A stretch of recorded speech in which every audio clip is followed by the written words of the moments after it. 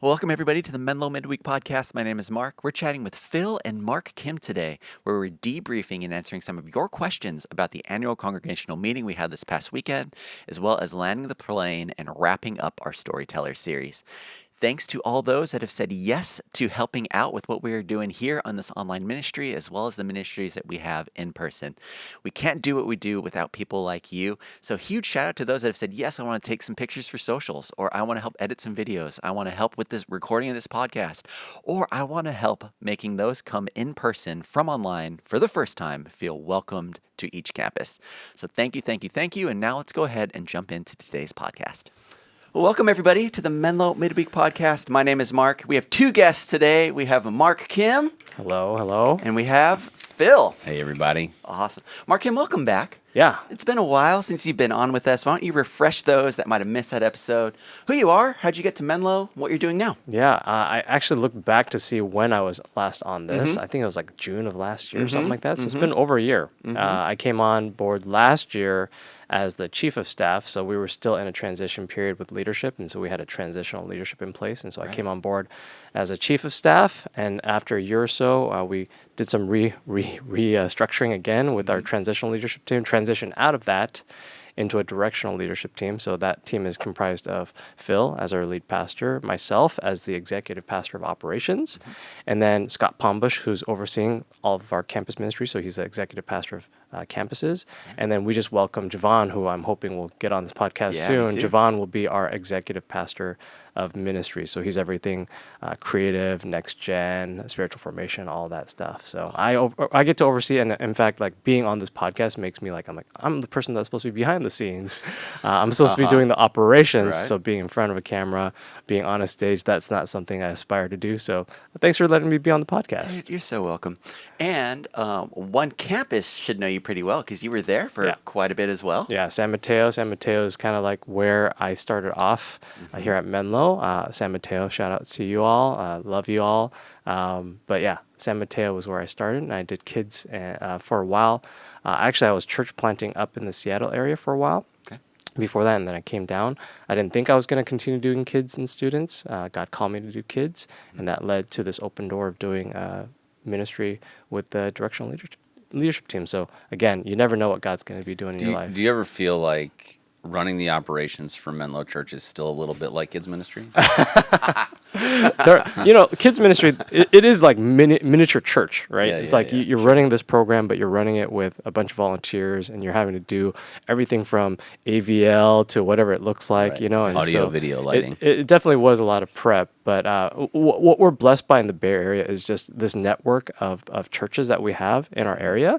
And the executive pastor is we have such a great connection together here. And so it's always good to get together with other XPs. In fact, I'm getting together with a bunch of executive pastors in October for some learning and a gathering together. And so I feel like there's something unique about the Bay Area when it comes to churches working together. And so I'm really excited for our future, not only as Menlo campuses, but also as networks of churches in the Bay Area. Yeah, I'm excited about that too. Yeah. And if you missed our live stream over the weekend, Mark Kim and Javon were both on. We got to hang out a little bit after the 10 a.m. service. So that was a fun time. And we got to talk a little bit about what's to come and the future of Menlo and what we're hopeful for. Yep.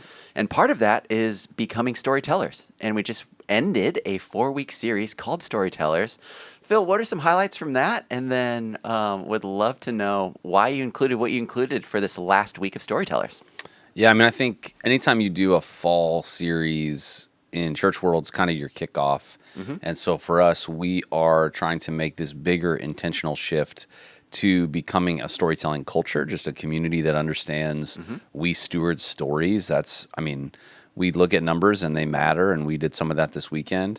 But every one of those numbers has a name. Every one of those names is a person with a story. And so to be able to tell a few of those, to be able to highlight for people, maybe names and faces they'd seen and known before, maybe brand new ones, but was just a really, really sweet and special experience.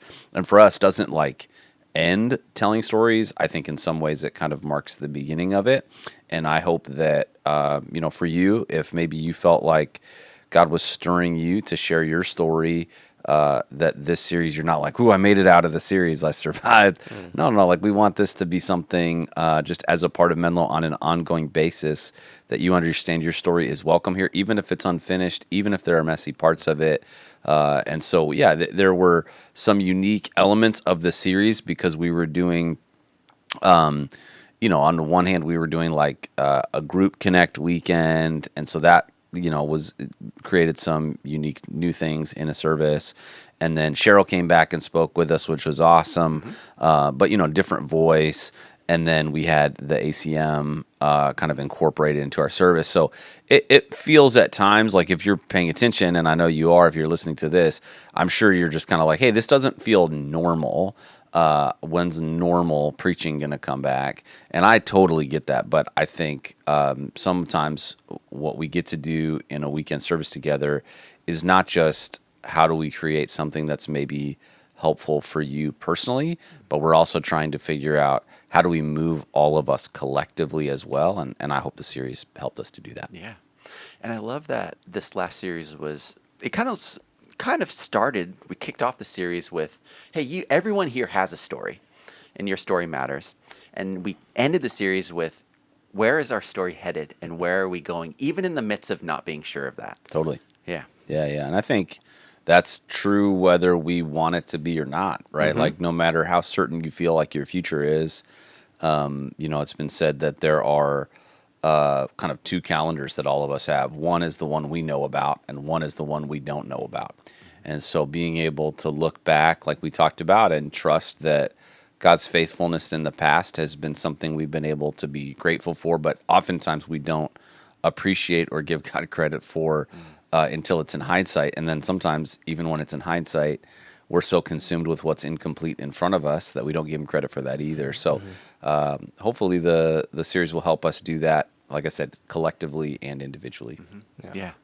I love that addition of the collectively, because a lot of, when I think of my story and when I'm sharing, it's so deeply personal. And yes, there's a network that I have, whether that's neighbors or friends or family, that I get to share my story with. And hopefully they see the hope that God has in that story. But then there's also another layer out of that, which is us as a church becoming storytellers, and how people before us that didn't know us also invested and also said, hey, we understand that God is doing amazing things, and we don't know where that's headed right now, but we're going to say, yes, I want to be a part of where it's going. Yeah. And so I loved how we incorporated a little bit of the individual as well as the collective this past weekend, and how we tried a new thing, flexed a new muscle of doing this annual congregational meeting, ACM, in the service, which is new and weird and different. And so how'd that feel, Phil? Yeah, I mean, I think, if you had no concept or past experience with the annual congregational meeting, doing it this way probably just felt weird on some levels. And I would say some of what we're working to do is the future simplification to make it feel more and more natural into the flow of how we do ministry at Menlo. This was a big step in that direction. If you talk to somebody, about 50 of the people that went to the annual congregational meeting last year, and they experienced that, and then this felt better, right? Like, it felt more natural, more normal in the flow of a service. And so it was a significant improvement for that. But I think there's still great steps to take, and shout out to our session who honestly let us do it this way. But a big challenge for us is that when we vote to confirm elders, like new volunteer board members for session, there has to be quorum, like a certain number of people in the room. And so for the last several years, unfortunately, what's happened is we haven't had enough people show up for the ACM when we've done it after the day. And so what we ended up having to do, and if you're a covenant partner or a member at Menlo, you probably know this, we've had to send out thousands of paper ballots because we didn't get that quorum. And the process was really laborious. And some of this was just like, hey, we know this is a problem. We know this is a problem we can solve. Let's solve it. So I think, we had more than 700 online votes, a handful of paper ballots that people turned in at campuses. So we're super thankful for that step. And I think a lot of the things that maybe would have shared at ACM, we were able to, between the annual report that we provided this weekend and the stuff kind of at the back of the message, we gave everybody, a look into more of what was happening around Menlo. And I think hopefully long-term people will understand and see that as our heart for openness and transparency. Definitely. Before we dive into specifics, Mark, I have a question for you. Yeah. We have a tradition of limiting these votes to covenant partners. Can you talk about what a covenant partner is and why someone, if they maybe are on the fence about or don't know what a covenant partner is, why they should become one or consider taking that step? Yeah. Well, first of all, just wanted to make a note again about just the steps that we're making towards making this experience for our covenant partners. It's really hard for someone to go to services on a Sunday morning and then head over to Menlo Park. Right. So They're this, multi-site. yeah. So this idea of we are one church at multiple locations, like that's what we're trying to emphasize. And not only that, moving to electronic voting, all those sorts of things. Like on the operations side, we always want to be good stewards of the resources that God gives us. And so instead of paying, for thousands of prepaid stamps, moving to electronic voting, all those things, those are just ways that we're continuing to be better stewards of the things that God has given us through this community. So, but yeah, when we talk about covenant partners, we're talking about people that, hey, not only is Menlo your home church, it's a place that you are going to commit. And we'll talk about what those commitments look like. Not only are we trying to get all of our congregation members to do this, but certainly our covenant members who are saying, hey, we understand that Menlo is an eco-church. We are part of the evangelical covenant order. We are reformed. We are egalitarian, all those things. But more than that, it's about, hey, we understand that the mission and the vision of the church is something core to our being. We've shifted this language over to this mission of bringing hope to everyone by living out our identity in Jesus Christ. And it's not just something that you are attending, that you are actually partnering in this. And so this involves not only your attendance on Sunday mornings, but your engagement in service and groups, your giving, like all of us. God calls us to give of our time, our talent, and our treasures. And as a covenant partner, we are covenanting together to move forward with this mission and vision together. So we want to continue to emphasize that. That's a process that we're also building out for people and saying, like, how do I become a covenant partner? That's also something that we're building out, especially as Javon comes on board with our spiritual formation team, as we introduce people to discover Menlo, and then their next step being Menlo Next, and then moving forward from there, creating some environment so that way people can find out more about who we are as a church before. And again, like when it comes to coming to church, what we want to create is, even though people might not believe what we believe, we want to create that environment where they belong before they even come to believe those things. And so we're not just asking church people to become covenant partners. We're really asking people to understand who we are as a church. And as doing so, eventually become covenant partners because they fully understand the mission and vision that God has for us through Menlo Church. That's great. Yeah. Thanks, Mark. And I think that the nuance that Mark highlighted there is, especially if you're not a church person and you're listening to this, sometimes membership really becomes primarily in my head about what do I get. So like if I'm a member of something, Sure. What are the perks? What's the access? Do I get a special key card? Is there a handshake? You get access to the private pool. Right, yeah, all the Oh, no, the things. private vault here, like there's a vault somewhere. The vault at the Menlo Park campus. But I think the question of a covenant partner is not about what do I get. It's really what do I get to be a part of. And so to Mark's point, to say like, hey, together we're locking arms, and we're saying we're on this mission together. It's a whole different thing. And so it's tricky because even when you hear us describe covenant partnership, you will usually hear us say it's what we call membership, because it's such a linked thing that people understand. And if you're interested in taking that step and you're saying, Menlo, I want this to be my church, I'm fully on board, I'm fully invested, I'm fully engaged. How do I learn more about being a covenant partner or potentially take that step before everything's built out? Your campus pastor is the best person to talk with, who can sit down with you, break down the specifics, make sure that theologically you're in good agreement, make sure that engagement looks like what it needs to in your life for it to feel like something you can feel good about. The last thing that we want anybody to do is to say, I'm really on board and I'm really here, kinda. Like we want this to be a step that you don't have to take, but when you do, it's a really good faith step for each one of us. Yeah, maybe eventually we'll have membership cards, and then you'll have to scan. I bet I went to Costco the other day, and I forgot my Costco card. Dude, and did you use the app? I did. So when I use first the walked app. in, I was like, I've. But anyways, that was an incident that I had last week. But I thought it was We will funny. never require you to show a membership card prior to attending service at Yes. Menlo Church. Yes. Thank you. And that's what we covered in for the ACM was just that point for about 50 minutes. That's right. Yeah. That's exactly right. Awesome. Yep. And part of us coming together as a church was giving people the opportunity to ask questions as well, which I know, Phil, it's a thing. It's a whole thing in itself when It's you a invite, whole thing. when you have that invitation for people to send in. Well, and Mark and I hosted it last year, right? Yep. And it's interesting when you host it live, the people that say yes to being in a quote unquote church business meeting or ACM after you do your weekend services on a Sunday at Menlo Park, the people that are like, they're they're like, this is my spot.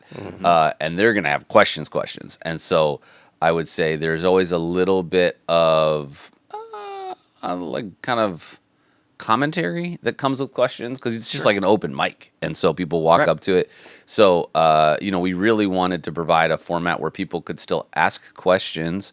But if there were going to be multiple questions that were similar, we could condense those down and then we could answer them for everybody to hear, because last year, if you weren't in the room and that question got asked, even if we answered it, you didn't hear it. So hopefully this way, any question that got submitted, and I would say there weren't very many, but we'll answer those now. You can hear the answers. And then, this is sort of an open invite that whether it's Mark Morinishi, and myself, hello at Menlo Church, if you just say, I have a question for the podcast, I don't think we would ever turn that down. Never. But yeah, it was a little bit of a format change from the way we've handled questions. It would have been very chaotic to just have open mics at every service at every campus. I don't even know how we would have done that. Yeah, it would have been difficult to get questions from every campus and try to address it from a screen. Just make campus pastors do it. We'll do that next year. Just make campus pastors do it. I'm imagining like in the superhero movies where you just have like dark people behind screns on like a projected table. Oh yeah, sure. Mm-hmm. Like we could just set up some of those and the silhouettes. Just have people, have silhouettes coming from different campuses. Yep. Ooh, that'd be fun. Instead of flags for different countries, like in those screens, it's somehow flags for different campuses. That's so funny. Yeah. Awesome. Well, we did have a few questions, and thank you for sending those in. Some will be responding directly. Others we thought it'd be valuable that we can answer here. So we'll just go ahead and dive in. We have one question that came in. It was regarding our financials, and we are projected to receive $1.4 million, but are projected to give $1.2 million. We said in our ACM that we give away 10%, and that would make that $1.5 million. Are we under giving? Yeah, well, and if you're listening, Mark, he accidentally just said 1.4 is what we received, but we received 15.4. Yeah, my bad. And so, that's less than what 10% would be when we gave away 1.2 to local and global causes. We have a couple nuances that I want to make clear, but I would say we are committed to giving away at a minimum of 10%, and we will catch up to have given away a minimum of 10% last year. Yeah. It's tricky because of timing as it relates to missions, because it's not like a weekly, biweekly, or even monthly check. Typically those are given out in quarters. And so the last batch hasn't been sent to those partners for the year, which also speaks into the second challenge of our fiscal year ends in August, and the year, obviously the calendar year, ends in December. And so there's a little bit of kind of chicken and the egg. When does the money go out? All that stuff. But we will honor the 10%.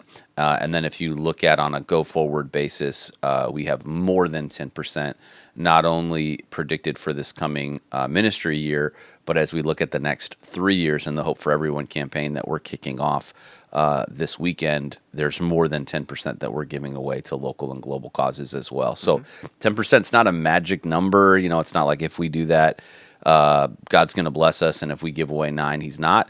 But it's been a long-standing value at Menlo to say this is a marker of health and integrity for us financially, and it's one we're committed to continuing. But I'm just the lead pastor. Mark, you got any cleanup? Well, I think we always try to do more than what we try to set out to do, and so 10% is not the ceiling; it's actually the floor of what we want to try to do. I think Phil was talking about timing, accounting purposes. Like at the end of August, we're trying to get things sorted. Accounting is always tricky around this time of year because it's so close to our annual congregation meeting that it's, how much do we report? How much do we want to get out? So there's some projected numbers, there's actual numbers, and there's numbers that we want to make sure that they get audited to make sure that we have the exact number that's being reported out, right? And so we're also in the process for our missions and outreach, reassessing some partnerships, making sure that we have effective partnerships.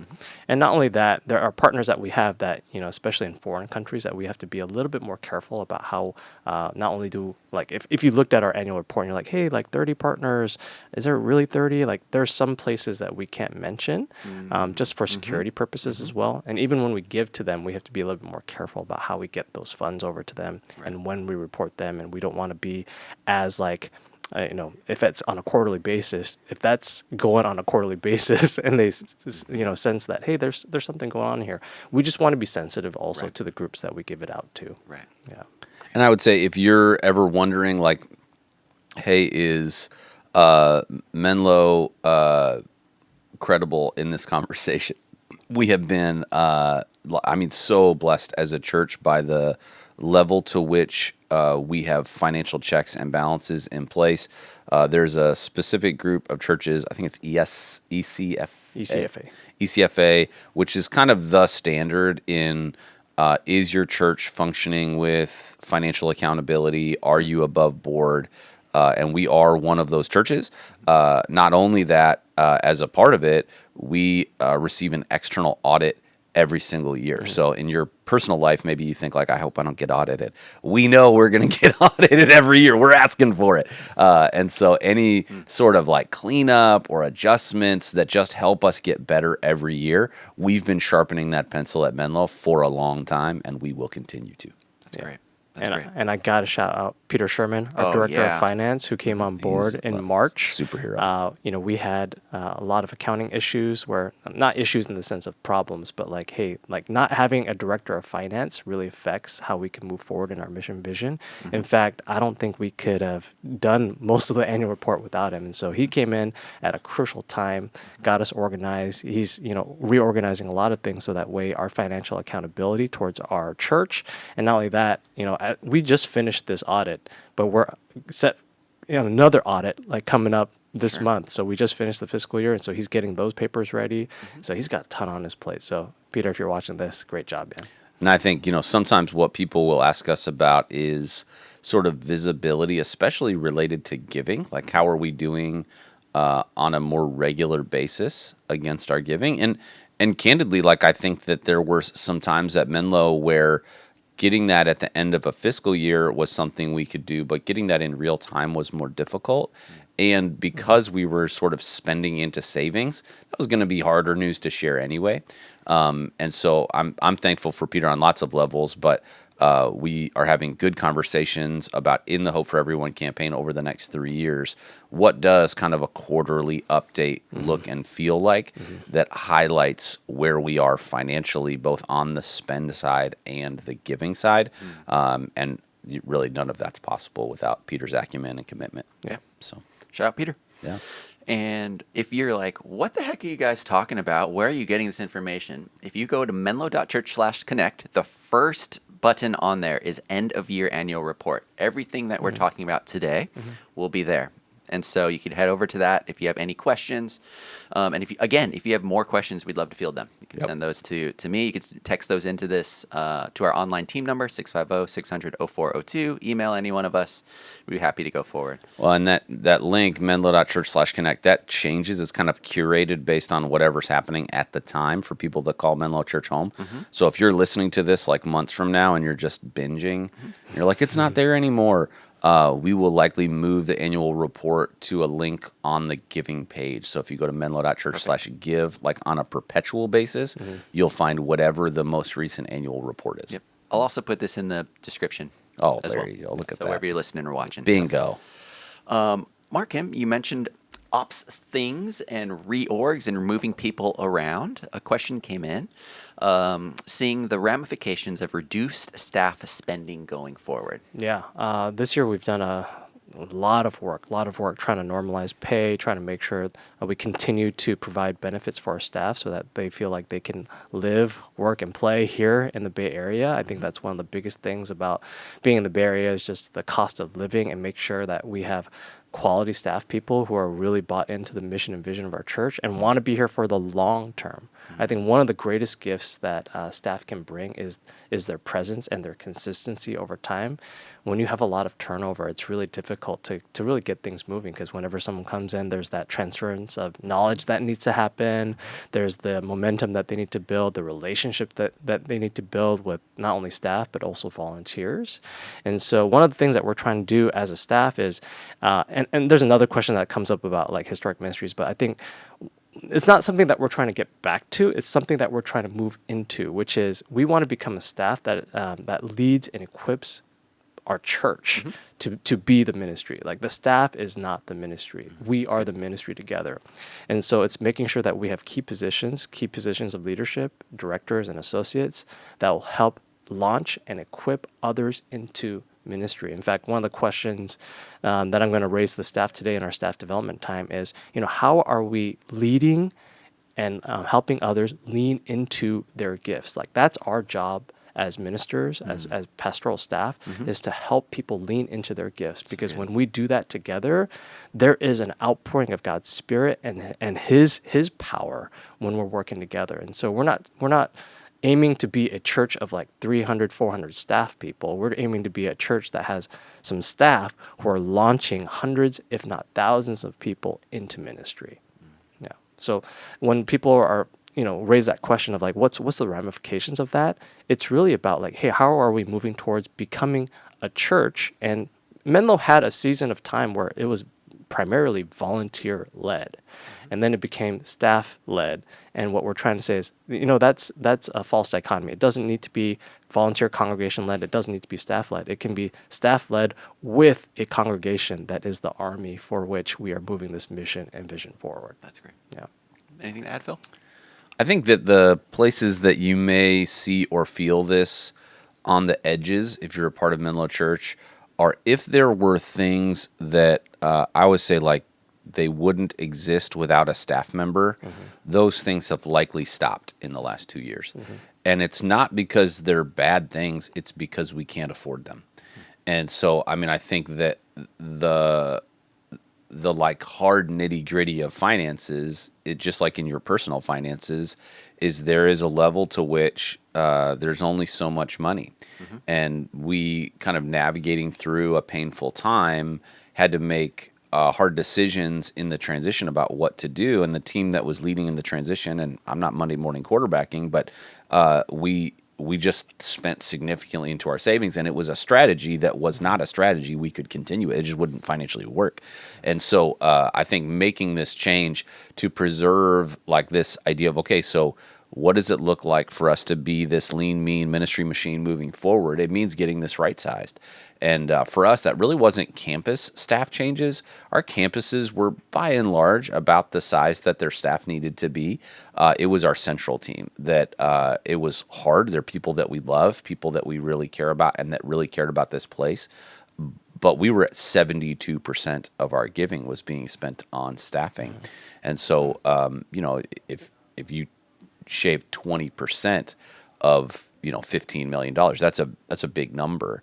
And so I never want to speak about it flippantly as though that wasn't difficult.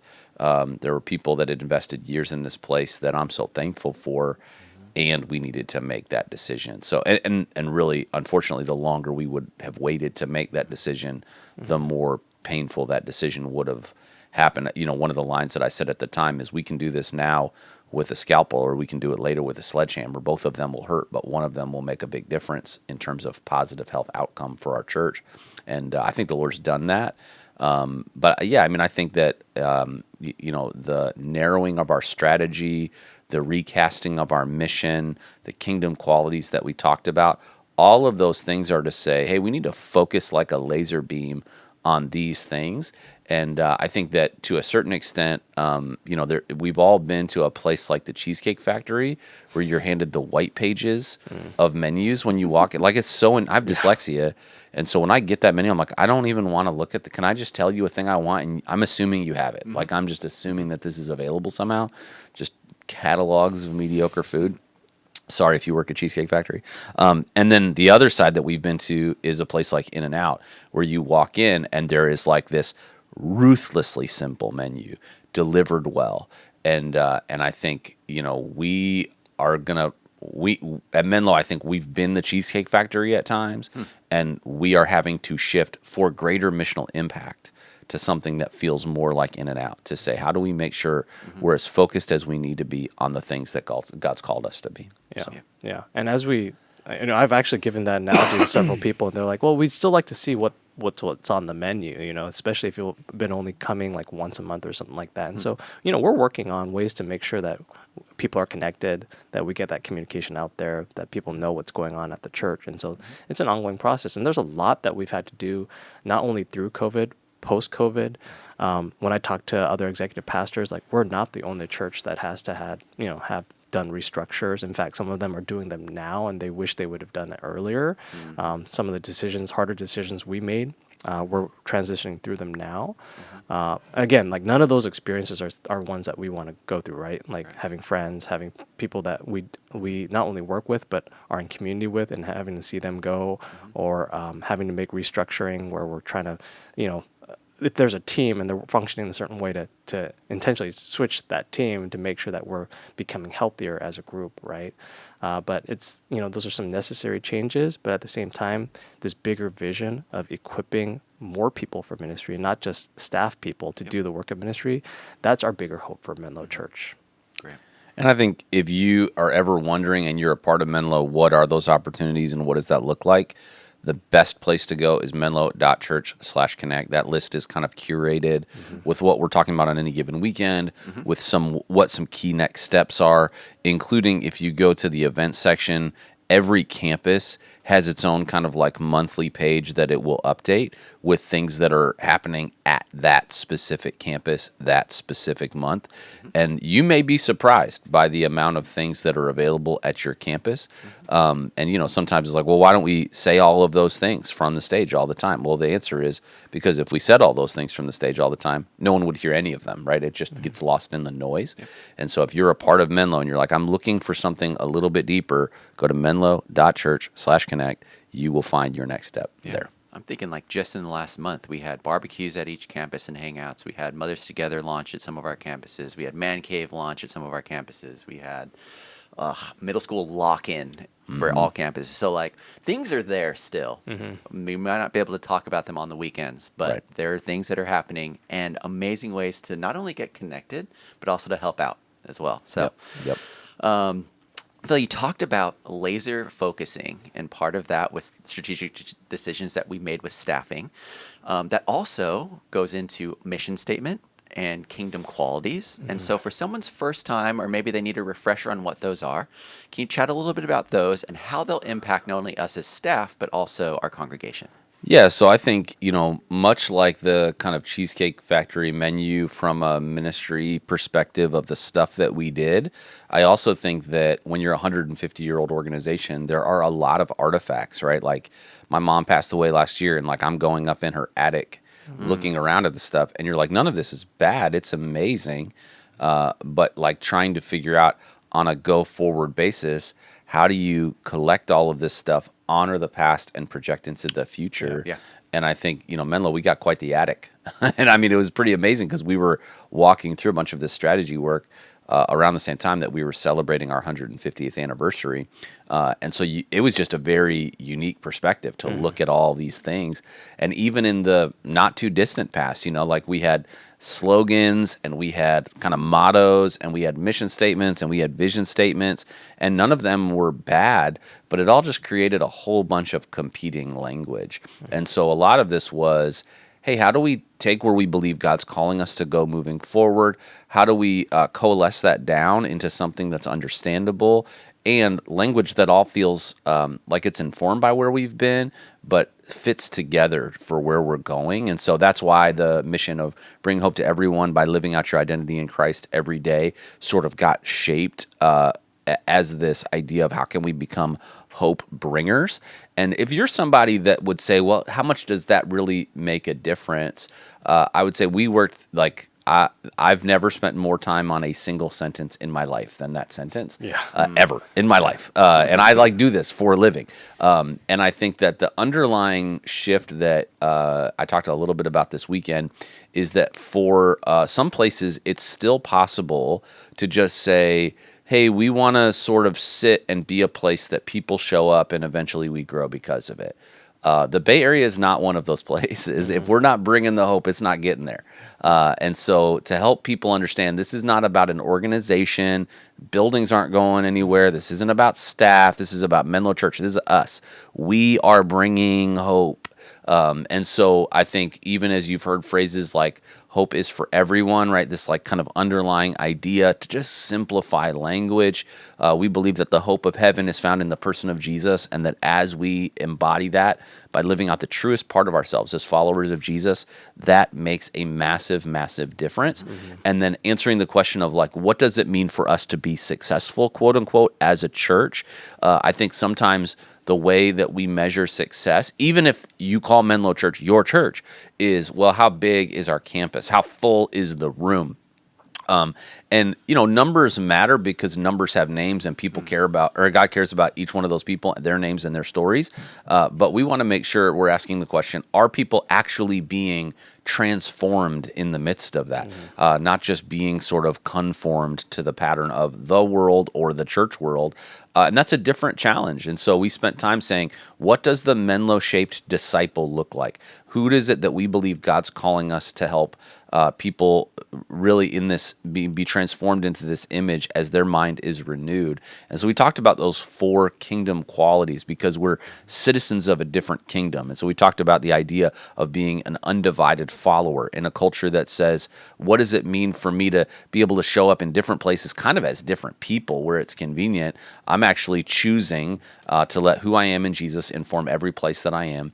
Unhurried friend is the second one, that in a culture that says go as fast as you can, live as distracted as you possibly can. Oh, I got another text. Oop, I'm going to doom scroll for a while. Actually, I'm going to choose to be fully present with God and people in my relationships. And I think that one, as we've started to roll this out, has been such a just transformative conversation idea because it's so tangibly a need in our community. And with sacrificial developer is the third one in a culture that says what we really should be doing, the deal that culture is asking us to make is to give as little as possible to get the greatest return. We call it ROI. How do I make sure that I'm putting in as little as possible to get the most back? And Jesus says, actually, you'll find your life when you give it away. And so it's exactly the opposite. His kingdom is an upside down kingdom. And then the fourth one of thoughtful witnesses, that as easy as it is to be secret agents for God, as easy as it is, I think especially in the Bay Area, to go, well, faith is this thing that's really helpful for me, but I don't want to impose it on anyone. Faith is this really important thing in my life, but they've got some things for their life that, no. What we want to make sure that we're always thinking about is, what does it look like for me to be prepared to give a reason for the hope that is in me? And how am I living a life that is markedly different, not in a performative way, but in an honest and transparent way where I'm ready to articulate that to other people. So those were kind of 2 elements for us. We talked a little bit about strategy too, but I think for most people, that mission of bringing hope to everyone by living out our identity in Christ every day, and our kingdom qualities, undivided follower, unhurried friend, sacrificial developer, and thoughtful witness, they already are shaping the way we think about and function as a church, and they will increasingly do that moving forward. Yeah, and as we go out and talk to campuses and our congregation, like one of the things that I just love about our process is that we are so prayerful about it, and that we go out, and session is a huge part of this as well. Our elders, they help us to think through. I remember our first iteration of the vision statement. Do you remember what it was? It was creating a better better tomorrow. Bring it better tomorrow. And then we went around to all the campuses and we're like, hey, this is kind of the first draft of this, and we had And come they were back, like, we don't like that. that's way too hokey. That's way too like corporate, sounding, things like that. And so we had to pray through that and really ask the Lord, like, hey, like, what is it? What's not just the line that we want to give, but what is the mission? What is the vision that you're calling us to? And so as we came back to it, was praying through it. We went back to session with it, and we came back with, bringing hope. Like, it's not about us bringing people to church. It's bringing the hope of Jesus, the hope that we have. And again, this is something that you have to own. This is something that you have to live out for you to be able to bring that out. So bringing that to where we are, not just simply bringing people to where we're at. And so I think that's been a key distinction in our vision statement for sure. Okay. And part of that strategy of bringing hope is doing new things going forward, and also not returning to things that we've done in the past. And so we've had a question about historic moments or historic ministries, missions, events that we've done in the past. When will we get back to those? Sure. Yeah, I mean, I think this is a very regular question. So anytime there's an open mic at Menlo, I'm going to get the question, when are we bringing back the children's choir? Like, that is coming up. So if you've been waiting and you're like, I hope they answer it. I should have sent it again. Yeah. Here it is. I mean, I think that what I'm always looking for is, what is the through line of the thing that we're looking back to? Because I would say that one of the challenges is that nostalgia is never what we remember it as. So we think back to, I remember when this was like that, and I want that back. And I think the hard part of just life and leadership is, even if we put all the same circumstances back together, just what the Lord is doing, the circumstances of our church, where we are in history, it wouldn't actually be what you remember it was. Oftentimes, it wasn't actually what you remember it being already. Like, we have this way of sort of wearing rose-colored glasses with the moments we remember positively. And that's a grace. Like, I'm thankful for that. But I think my attempt is always to say, what is the heart behind that? The question of children's choir, what does it mean for us to have more kids growing in their faith, growing in community, doing that comprehensively, doing that beyond just a program on the weekend, partnering with families to do that? I'm going, man, I am 1,000,000% on board with that. And if a children's choir, whether it's seasonal or one time, is a part of a future strategy for that, man, I'll be all for it. But I'm not chasing a children's choir. I'm chasing Menlo being the best, most compelling, safest place to grow your faith in every single community that we serve as a church. That's the target. And so I think that we're making some good strides to continue to move forward. You may not know this, but Mark's wife, Missy, is on the team that helps do that. And so I think that is... like I would say that one is over here. The other one I hear a lot from our Menlo Park campus is a ministry called Growing Families, which it really, if you think about life groups are these smaller and mid-sized communities that meet every couple of weeks throughout the Bay Area. They oftentimes share some food together. They'll pray together. They'll share discussion time together, oftentimes following the week's message. They just are in one another's life. And I think a lot of what Growing Families did, we see happen in life groups, which we're so thankful for. A lot of the stories, when people say, I remember Growing Families, and this is what happened, you'll hear people talk about life groups the same way. But one of the things that I think we've identified as a key growth area for us, even into next spring, is what are the soft spots in the calendar for us to have easier events to say yes to in larger group gatherings. Because life groups are intimidating, right? So it can be hard to step into a group with 10 people at a house you've never been to before. But if it was, hey, we're going to host a gathering for young families at this park at this time, just anybody show up, that's a much easier try it before you buy it experience. Menlo Next for us is another one of those things as a 3-week environment. So that kind of mid-sized to larger group environment that I think something like Growing Families looks to, I think we're trying to regularly ask, what does that expression look like going forward as a church? But I'm always going to be cautious when it's like, well, just hire somebody, just get another staff member to take care of that. because candidly, I used to have no gray hair before I came to Menlo.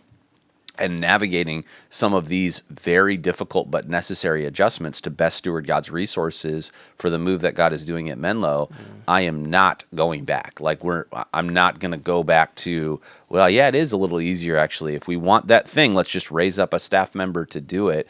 There will be future hires at Menlo. We're hiring for positions now, but we want to make sure that that's connected to the core of ministry. And I cannot underscore what Mark said earlier enough, which is the goal of the gospel pastor, like any position on our staff, if you are paid at Menlo Church, your job, like the invisible line above the first role on your job description, is to equip the saints to do the work of the ministry. It's from the Apostle Paul. We didn't invent it, right?